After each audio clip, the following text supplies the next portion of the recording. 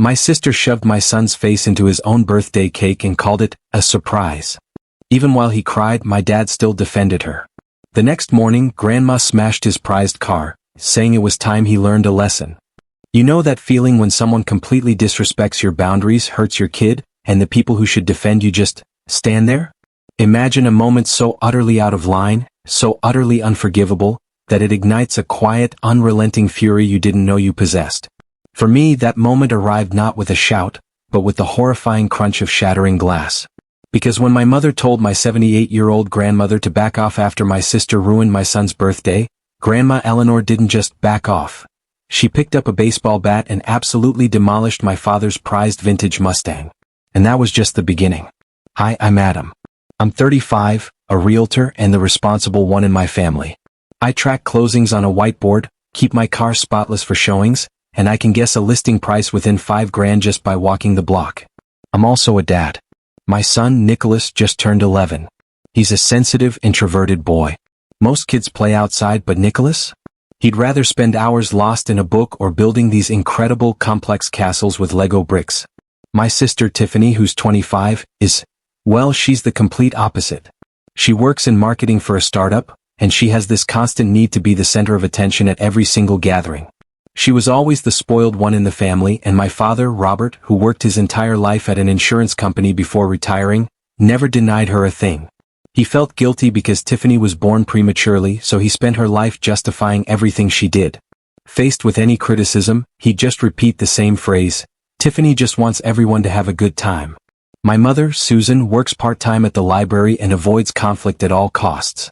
She would always tell me quietly, "I know your sister is in the wrong, but your father won't stop defending her." And with that, the problem was never actually solved. The piece that completes this puzzle is my grandmother, Eleanor, who's 78. She was a carpenter for 40 years and she lives alone now with a moral clarity that commands respect. She once told me, "Son, there are times when you need a hammer instead of words." At the time, I laughed thinking it was just a saying. I never imagined that one day she would act on that idea in earnest. To understand what truly happened, we have to go back about 6 months. It was my birthday during a family barbecue. Everything was going great until it was time to cut the cake. As I leaned in to blow out the candles, Tiffany ran up from behind and shoved my face into the chocolate cake. Everyone laughed. Except me. My face was covered in frosting and cake while she cackled as if it were the funniest joke in the world. The worst part was looking at Nicholas. He was a few feet away, his eyes wide with fear. That night, while Lauren was giving him a bath, he confessed something to her that sent a chill down my spine. "I don't want Aunt Tiffany to do that to me." When Lauren told me, I felt a knot in my chest. I immediately called my sister and spoke to her bluntly. "I hope you don't even think about trying that with my son." But her response made it clear she wasn't taking it seriously. "Oh, you're overreacting. It was just a joke." Then she hung up. I thought she had gotten the message that she would respect my boundaries. I was wrong. A month later, the big day arrived, Nicholas's 11th birthday.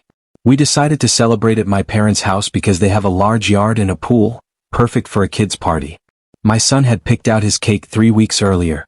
After spending hours looking at designs online, he decided on a chocolate castle with cream towers and little flags. He had been dreaming about that cake for months. Lauren prepared everything, meticulously decorating the garden with a night theme and shades of blue and silver, and even got a night costume for Nicholas. That morning, while Lauren was finishing the preparations in the kitchen, Nicholas approached me in the garage with a worried expression. "Dad, Aunt Tiffany isn't going to ruin my cake, is she?" It broke my heart to hear him. I knelt down, looked him in the eyes and assured him, "No, son. I already talked to her. Everything will be fine today." During that week, I had seen him practicing in front of the mirror how to blow out the candles, close his eyes, and make the wish he had been saving for so long. The party started at 2 p.m. His friends arrived, delighted with the decorations.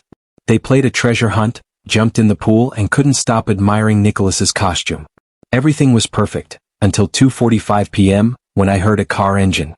Tiffany's red Honda pulled up. She got out in a flashy outfit, a neon pink top, ripped denim shorts, and tall boots. She wanted to shine, even at a child's birthday party. She threw her arms up and shouted, "Ready for your surprise, champ?" The look Lauren shot me was enough to understand what I had to do. I walked over and whispered to her, "Remember what I told you?" She replied with disdain, "Relax, I just want to wish him a happy birthday." I didn't answer.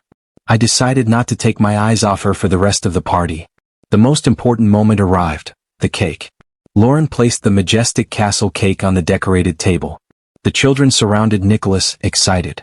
My son was smiling with a pure happiness the biggest I had ever seen on him. Lauren lit the 11 candles while everyone sang, "Happy Birthday." He closed his eyes, took a deep breath, and then, it happened. Out of the corner of my eye, I saw a pink flash approaching. Before I could react, Tiffany lunged forward and shoved Nicholas's face into the cake. The impact was loud. Frosting flew everywhere, and worse, one of the candles was still lit. It grazed my son's left cheek, leaving a slight burn. Silence fell over the yard. No one moved. Everyone was frozen. Nicholas's 8 friends were paralyzed, not understanding what had just happened. The silence shattered the joy that had reigned just seconds before. The 2 youngest, Olivia and Daniel, burst into tears, frightened by witnessing something so aggressive and unexpected. They had never seen an adult act that way toward a child. Nicholas remained motionless like a statue for 5 long seconds. Chocolate dripped from his hair, down his face, and cake crumbs stuck to his night costume. Finally, the boy broke down in tears. Without a second thought, Lauren ran to him, hugged him tightly, and whispered with a trembling voice, "It's okay, honey. Mom's here." I, on the other hand, didn't react immediately. I was petrified, trying to process what had just happened. When I could finally speak, I stared at Tiffany and spat out with contained rage, "What the hell did you just do?" She, instead of showing the slightest remorse, let out a nervous laugh and replied, "It was just a joke. I do it with everyone." I felt my blood boil. I took a step closer and reminded her in a firm tone, "I warned you never to do that to my son." In that instant, my father, Robert, shot up and yelled at me, "Don't talk to your sister like that." Meanwhile, my mother leaned toward Tiffany and said in a low but firm voice, "You should apologize to Nicholas." It was chaos. The children were terrified, not knowing where to hide. Andrew, one of my son's friends, walked over and gently hugged him. "Are you okay?" he asked, his voice filled with concern. A few feet away, Olivia, the youngest girl, glared at Tiffany and said loudly, "She's mean." The parents who were starting to arrive to pick up their children were shocked by the scene. Some looked at each other uneasily as if wondering whether they should intervene. No one was paying attention to the destroyed cake or the unopened presents. The birthday party had turned into a complete disaster, and the only thing on my mind was protecting Nicholas from more pain. As my son sobbed in Lauren's arms, his small face covered in tears and chocolate frosting, I thought, this wasn't the birthday he dreamed of. Then, in the midst of that unbearable tension, my grandmother stood up from her chair. Her voice, deep and serene, cut through the silence. "Listen to me, everyone." The conversations died instantly. Even the wind seemed to stop. With her eyes fixed on Tiffany, my grandmother asked, "You were warned clearly. Why did you do it?" Visibly nervous, Tiffany stammered, "Grandma, I just wanted everyone to have fun." But the old woman's voice was sharp. "Do you see Nicholas having fun? Look at him." The color drained from my sister's face. She wasn't used to being confronted like that. Meanwhile, my son continued to tremble in his mother's arms. My grandmother then turned her gaze to my father. "Son, do you see your grandson crying?" Irritated, he replied abruptly, "Don't tell me how to raise my grandchildren. Every parent disciplines their own child." The silence that followed was so thick that no one dared to breathe loudly. My mother looked down, ashamed, while the invited parents stood still, unsure whether to leave or wait. I could hear the sound of Nicholas's choked sobs and the whisper of the wind rustling the leaves. My grandmother held my father's gaze for long seconds before uttering words that chilled me to the bone. "All right. I understand." She didn't say it with anger, but with a coldness that sounded like a farewell, as if something inside her had broken forever. Lauren, moved to tears, looked at me and whispered, "Let's go home." I nodded silently. I grabbed our jackets and before leaving, I looked at Tiffany. "Think about what you did." She shot me an annoyed look and replied, "You're overreacting. It was just a joke." It was in that instant that I understood. No one, absolutely no one, tried to stop us. There were no apologies, no intention of fixing things. They just watched us leave as if we were the guilty ones. My grandmother stood up too, with eyes full of disappointment. She looked at my father one last time and said, "Goodbye." But it sounded like something final, not just a simple goodbye. 3 other families gathered their things and left without a word, not wanting their children to witness the tense atmosphere any longer. From outside, I heard my father's voice say with contempt, "They're making a drama out of nothing." Those words pierced my soul. He hadn't understood a thing. Tiffany, sitting in silence, stared at her chocolate-stained hands with a look of bewilderment. Perhaps she was beginning to realize that her joke hadn't made anyone laugh. My mother, exhausted, collected the remains of the cake, murmuring under her breath, "What a shameful birthday." The drive home was completely silent. Nicholas didn't say a word. Lauren sat in the back seat, hugging him tenderly and gently wiping the last traces of frosting from his face. When we arrived, my son refused to eat dinner. He went straight to his room, got in bed, and pulled the blanket over his head, not wanting to talk to anyone. Lauren helped him change, and while cleaning the last bits of chocolate, she noticed a slight burn on his left cheek from a candle. It wasn't large, but the skin looked irritated. "We should call the doctor to check it out," she told me, worried as she placed a small bandage on it. It was then that Nicholas, his eyes swollen from crying, looked at her and asked, "Mom, why does Aunt Tiffany hate me?" That question left us speechless. I didn't know how to explain an adult's behavior to an 11-year-old boy. In the end, she just hugged him tightly, unable to say a word. I stood in the doorway watching my wife and son, feeling something inside me break. How could I explain to him that his Aunt Tiffany didn't hate him, but that she had never learned to respect others? That night, around 9 p.m., as Nicholas was finally resting in his room, his phone rang. It was Andrew, one of his friends. I heard his voice through the speaker. "We think your aunt is a mean person." That made me feel an immense sense of shame. 11-year-old children could see the truth more clearly than the adults in my family. After Nicholas fell asleep, I called my grandmother. When she answered, I said, "Thank you for speaking up." She was silent for a moment before replying firmly, "Son, I'm not finished yet." The tone in which she said it sent a chill down my spine. I knew my grandmother. She didn't say things she didn't mean.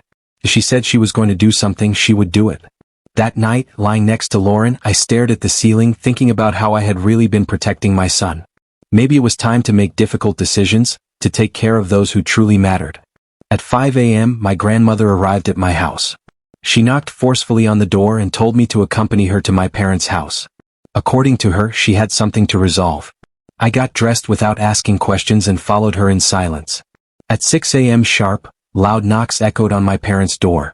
My grandmother pounded insistently until someone opened it. My mother appeared, surprised to see her dressed in her old work clothes. A flannel shirt and worn jeans, just like in her carpentry days. What stood out the most was the large leather bag she was carrying, so heavy it seemed to hold something important. Without a greeting, she said in a firm voice, "Get everyone downstairs. I have something to say." 10 minutes later, the family was gathered in the living room. My father, sitting on the sofa, had a scowl on his face, annoyed at being woken up so early. Tiffany came down in pink pajamas, her hair a mess and her eyes puffy from sleep. My grandmother stood in the middle of the room, looked at everyone and declared, "This is your last chance." Tiffany must apologize to Nicholas in front of the entire family. As soon as she heard it, Tiffany shook her head. "I don't think I did anything wrong. It was just a joke," she replied brazenly. Then my grandmother turned to my father and looked at him with a coldness that froze the skin. "Letting bad behavior go unchecked has consequences," she warned him. He let out a dry, contemptuous laugh. "Do whatever you want. I'm not afraid of you." She watched him for a few more seconds and calmly repeated that phrase that always heralded a storm. "Very well. I've said enough." The air grew thick. My mother, nervous, whispered to my father, "You should listen to her." But he remained stubborn, waving his hand dismissively and muttering, "She's an old woman. What could she do?" My grandmother didn't flinch. She didn't respond with anger. She bent down, picked up her leather bag and stood up, looking him straight in the eye. On her face, I saw something I had never seen before, an icy determination forged over a lifetime of defending what was right. Tiffany started to get uncomfortable. Her eyes searched for support, but found only silence. Even my father seemed uneasy under my grandmother's gaze. She asked one last time, "You're not going to apologize?" Despite the fear that flickered in her eyes, Tiffany shook her head again. "I didn't do anything wrong," she repeated. My grandmother nodded as if she had expected it. She took her bag, walked to the door and before leaving said calmly, "I know what I have to do." As we stepped out of the house, a loud crash shattered the neighborhood stillness. The sound of shattering glass woke everyone up. My grandmother was standing next to my father's red 1965 Mustang, holding an old wooden baseball bat, the same one I used to play with as a child. She had just smashed the windshield, scattering pieces across the driveway. My father ran out barefoot, shouting, "Are you crazy? That car is one of a kind. That Mustang was his pride and joy, the result of 3 years of restoring it from a scrap heap to pristine condition. He spent hours polishing every inch with obsessive dedication. My grandmother didn't answer. She raised the bat and smashed the front headlight, then the side mirror. Each impact sounded like an explosion in the morning calm. There were already 5 neighbors watching from their fences. Mr. Peterson from next door pulled out his phone to record everything. I knew this would be the talk of the town. I felt a sense of shame, imagining the whole neighborhood talking about us. But at the same time, something stirred within me, a strange relief, as if someone was finally doing what I never dared to do. After the last blow, my grandmother stood tall, looked my father dead in the eye and said, "I'm going to teach you a lesson. Do you want to know what it feels like to watch something you love be destroyed?" At that moment, Tiffany came out crying, the pillow crease marks still on her face. Between sobs, she screamed, "What are you doing? That's Dad's car." For the first time, perhaps she understood that her actions could unleash consequences beyond her control. My mother stood silently at the door, her face sad, as if she had foreseen this outcome without being able to prevent it. My father, motionless, stared at the shattered car. His eyes were red, not with fury but with a deeper sorrow, not just for the car but for what had been broken inside him. My grandmother dropped the bat on the ground next to the destroyed vehicle as a warning. "This is what happens when you don't learn respect." Then she turned and began to walk away. No one dared to stop her. The entire neighborhood fell silent, watching her go. That same morning, the video of the incident went viral on a local Facebook group under the title, "78-year-old Grandma Teaches Her Son a Lesson." In just a few hours, it had hundreds of views and comments. Tiffany, ashamed, didn't know how to explain at work why her grandmother had destroyed her father's car. My father, furious, called the police, but hesitated when they asked if he wanted to press charges. He knew that getting them involved would only make the situation worse, especially with the video spreading everywhere. He finally told the officers, "We'll handle it within the family." That same morning during my lunch break, I called my father to see how he was. As soon as he answered, I started to ask, "Are you okay?" He cut me off, shouting, "Your grandmother has lost her mind. She humiliated the entire family." Hearing those words stirred mixed feelings in me. On one hand, I understood the pain of seeing something you value destroyed. But on the other, I knew my grandmother had done what I never dared to do, defend my son. Things didn't get better in the neighborhood either. 3 families who were once close to my parents began to avoid them. When my father went out to get the mail, they would barely give him a polite nod before quickly going back inside their houses. That distance and silence made him feel isolated in the same place he had lived for over 20 years. Tiffany came home from a long, humiliating day at work. For the first time she showed real fear. She asked my mother, "What is Grandma going to do now?" For the first time, my mother didn't jump to her defense. She responded coldly, "She warned you and you didn't listen." Those words hit Tiffany like a slap. Perhaps it was the first time in her life she understood that not even her mother would support her. For the first time she felt alone, with no idea what might happen next. When my mother told me about that conversation, I thought that maybe this would be the lesson they all needed, the one that would finally change something.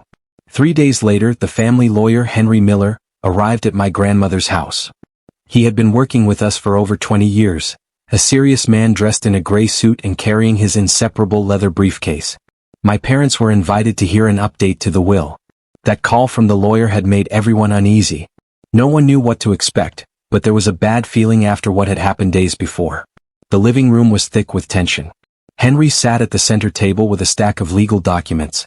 My grandmother occupied her usual armchair, resting her chin on her hand, her gaze fixed on each person present.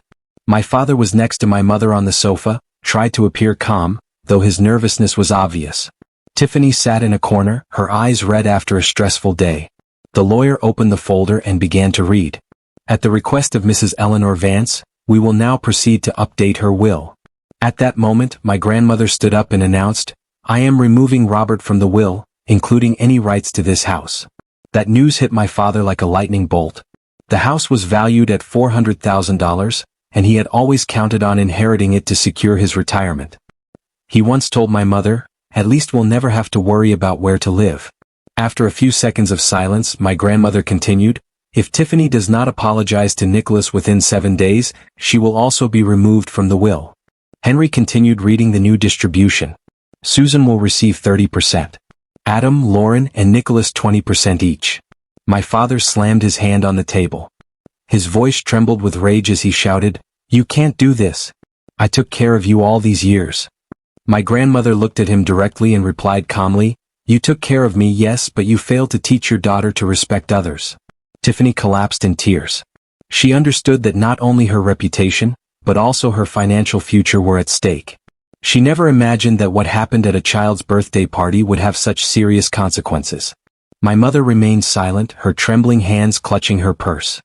Her mother-in-law's decision shook her, but deep down she knew this was the inevitable result of years of protecting Tiffany from all responsibility.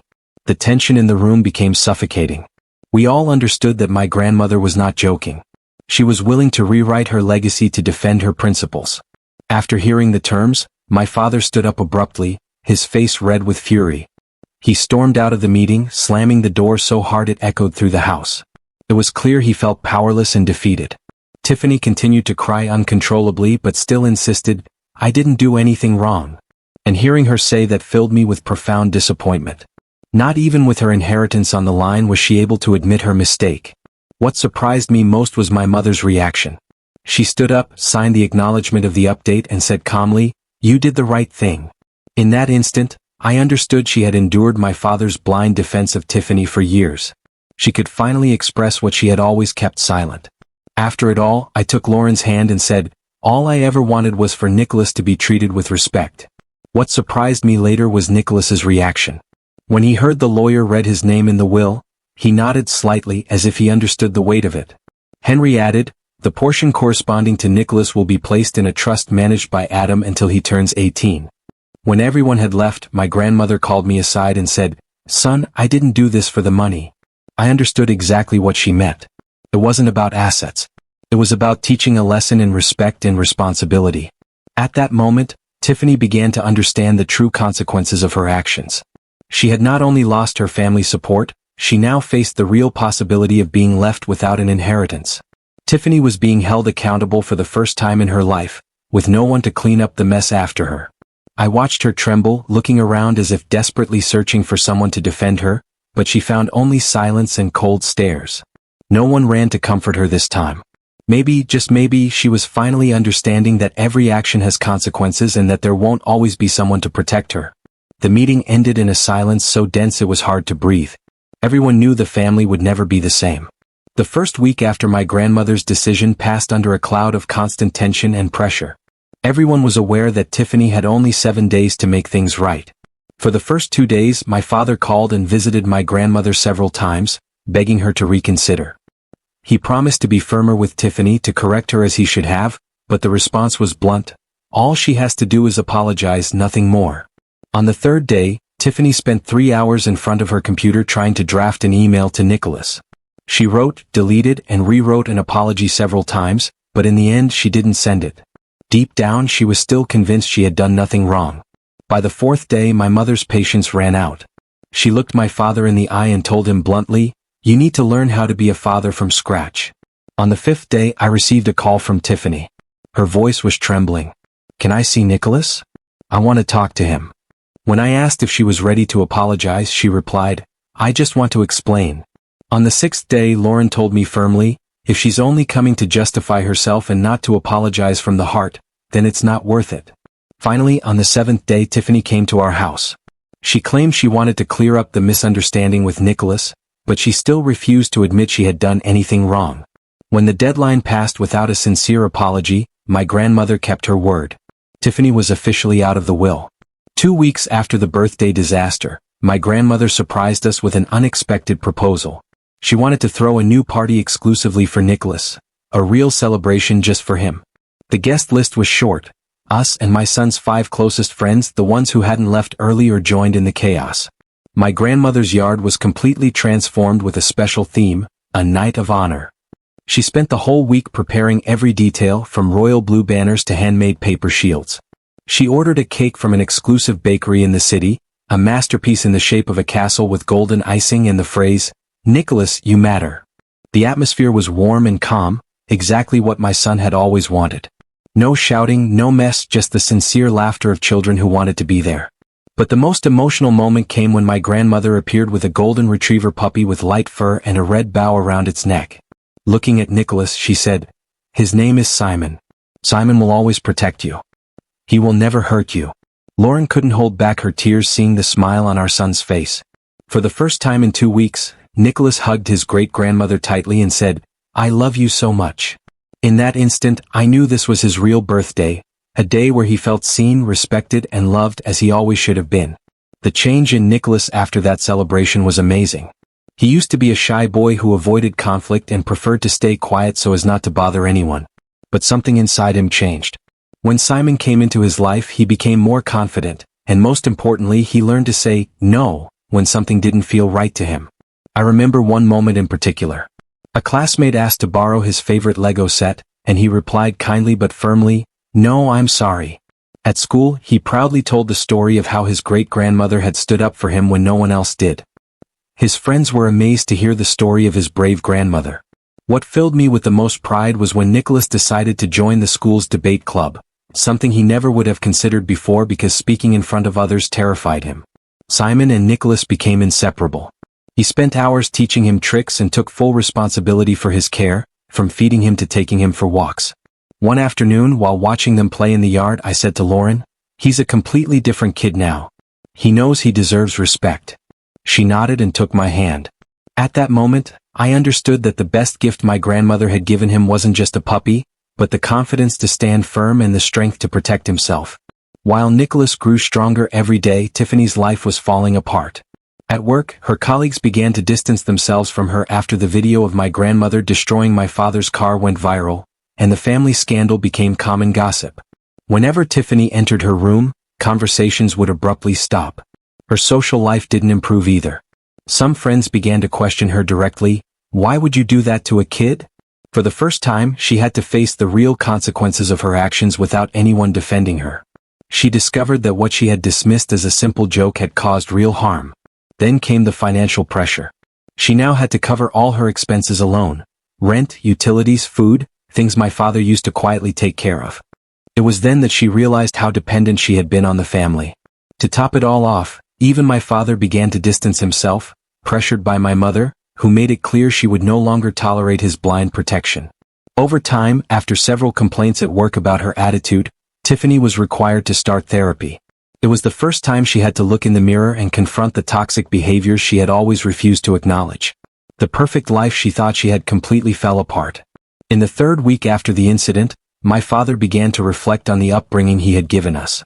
Between sleepless nights and the weight of watching his daughter lose everything, he finally faced a truth he had avoided for years. One night, sitting next to my mother on the sofa, he asked with a voice full of guilt, "Do you think I ruined Tiffany?" That question opened the door to memories neither of them wanted to revisit. He remembered all the times he had protected Tiffany since they were children, from making excuses to teachers when she didn't turn in her homework to quietly paying her speeding tickets. Each time he convinced himself it was his duty as a father to care for his daughter.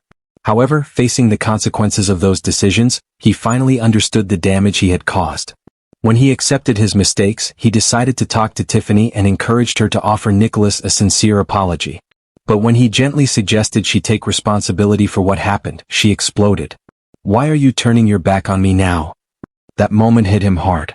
It was then he understood he had created a problem, a daughter incapable of admitting her faults, convinced she was always right. For the first time in his life, my father decided to side with his mother. Instead of continuing to defend Tiffany, he picked up the phone, called my grandmother, and said, "You were right. I failed with Tiffany." That was a turning point. He had finally chosen truth over blind loyalty. One quiet weekend afternoon, while Lauren took Nicholas to my grandmother's house to play with Simon, she invited me to sit down for a private conversation. It was the first time she had spoken to me openly about her past. We sat on the garden bench. She looked into the distance and began to tell me her story. She explained that after her parents died, she had to learn to work as a carpenter at 16 to survive. In a world dominated by men, she had no choice but to learn to defend herself and protect her worth in the face of judgment and discrimination. She told me something I will never forget, that sometimes you have to wield a hammer not to hurt or seek revenge, but to build and defend the boundaries that protect self-respect. Those boundaries aren't drawn to cause pain, but to preserve dignity, both our own and that of those we love. When I asked her about the change in the will, she sighed and confessed that she regretted allowing my father to indulge Tiffany for so long. She had believed that love would be enough to teach what was right, but life had shown her otherwise. She said she wished for Nicholas to grow up understanding that he deserves a healthy love without tolerating disrespect disguised as affection. After that talk, my grandmother began to teach Nicholas how to build a shelf with his own hands. He learned to hold a hammer, drive a nail with precision, and measure each board. But I knew it wasn't just carpentry she was passing on. She was teaching him to build his self-esteem, to recognize his own value, and to stand firm, knowing he deserves to be treated with care. It wasn't just about tools. It was a lesson in building a life based on respect. 2 months after everything happened, Tiffany wrote a sincere apology letter after several therapy sessions. It wasn't a quick text or an email, but a 3-page handwritten letter. In it, she admitted she was wrong, acknowledged the profound impact of her actions on Nicholas, and promised to work on becoming a better person. She didn't make excuses or try to blame anyone else. She took full responsibility for hurting her nephew. She decided to send it by mail instead of delivering it in person, understanding that the family needed space and time. When the letter arrived, we sat down together to read it with Nicholas. He listened to every word in silence, reflected, and finally said in a low voice, "I need more time to think." I respected his decision. The letter was a huge step forward for Tiffany, but rebuilding trust takes time. Additionally, Tiffany began volunteering at a community center with children, learning to interact with them in a healthy and respectful way. It was a clear sign that she was committed to changing. As Nicholas's next birthday approached, I agreed to let Tiffany send him a card, though she did not attend in person. It was a small but significant step. My father and Tiffany have also had to work on their relationship. This time based on mutual respect and not blind protection. It hasn't been easy, but it was necessary for both of them. Healing, like growing, takes time. 6 months after that incident, I decided to share our story on a podcast. I wanted to talk about the painful but valuable lessons we learned. I expressed my heartfelt gratitude to my grandmother, who dared to speak up when the rest of us remained silent. She taught us to value emotional boundaries, especially when it comes to children. The central message I wanted to convey was clear. Teaching children to defend themselves and speak up when they are mistreated is not optional. It is essential. No one, not even family, has the right to hurt them under the excuse of, "It's just a joke." Nicholas is no longer the shy and reserved boy he once was. He is now calm, self-assured, and knows how to love and be loved in a healthy way. Above all, he understands that he deserves respect. My family, Lauren, Nicholas, and I, are closer than ever. We have clear boundaries, mutual respect, and a genuine sense of protection for one another. We have learned to speak up, not to stay silent. On the podcast, I said, "My son has a true hero, and that person is his great-grandmother." I closed the episode with the image of Nicholas sitting in the living room next to Simon, reading a book, safe, happy, and surrounded by the space we have worked so hard to provide for him. As for Tiffany, she is still on her path to healing. I have left the door open for reconciliation, but under one condition: she must respect my son. The final lesson I shared was this: true family is not about accepting harmful behavior, but about creating an environment where everyone feels respected and protected. That is our story. A birthday cake, a brave grandmother, and a lesson on the importance of setting boundaries to protect the ones we love. What about you? Have you ever had to draw a line in the sand with family to protect someone you love? Or experienced a shocking moment that changed everything? I'm genuinely curious to hear your stories and thoughts in the comments.